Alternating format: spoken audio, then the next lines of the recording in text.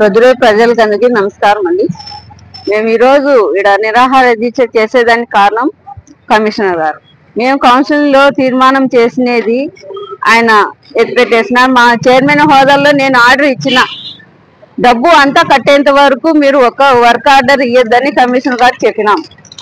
కానీ కమిషనర్ గారు ఈ కూటమి ప్రభుత్వంతో వాళ్ళతో ఏకమయ్యి వాళ్ళు ఏం కట్టకపోయినా అప్పుడింత కట్టినారు. కానీ ఇప్పటికి ఇంకా 70 లక్షలు బాకీ ఉన్నారు.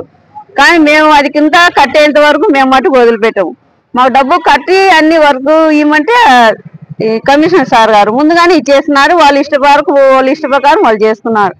కానీ బాగా దసరాలన్నీ అన్ని బాగానే జరుగుతున్నాయి. వాళ్ళకేమో నష్టం రాలేదు. మాకు మటుకు మున్సిపాలిటీకి గండి కడుతున్నారు.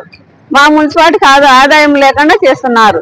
ఈ కమిషనర్ గారు మిగతా అధికారులు అందరూ కలిసి ఆ డబ్బు మొత్తం రాబెట్టేంత వరకు మేము మటుకు కంటిన్యూ చేస్తూనే ఉంటాం. రోజు పొద్దుట 10 నుంచి సాయంత్రం 5 వరకు మేము రిలే నిరాహార దీక్ష చేస్తాము.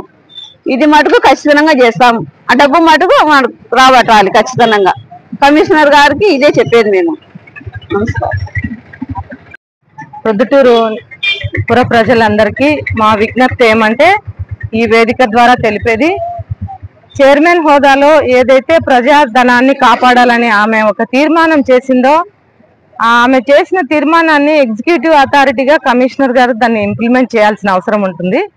ఎగ్జిబిషన్ కు సంబంధించిన ధనం అది ప్రజాధనం కాబట్టి చైర్మన్ చేసిన తీర్మానాన్ని గౌరవిస్తూ అధికారిగా కమిషనర్ గారు ఆయన విధులను ఆయన కరెక్ట్ గా నిర్వహిస్తూ ప్రజాధనాన్ని వసూలు చేసేంత వరకు ఈ రిలే నిరాహార దీక్షలు కొనసాగిస్తామని వైఎస్ఆర్సీపీ పార్టీ తరఫున ప్రజలందరికీ తెలుపుకుంటున్నాము.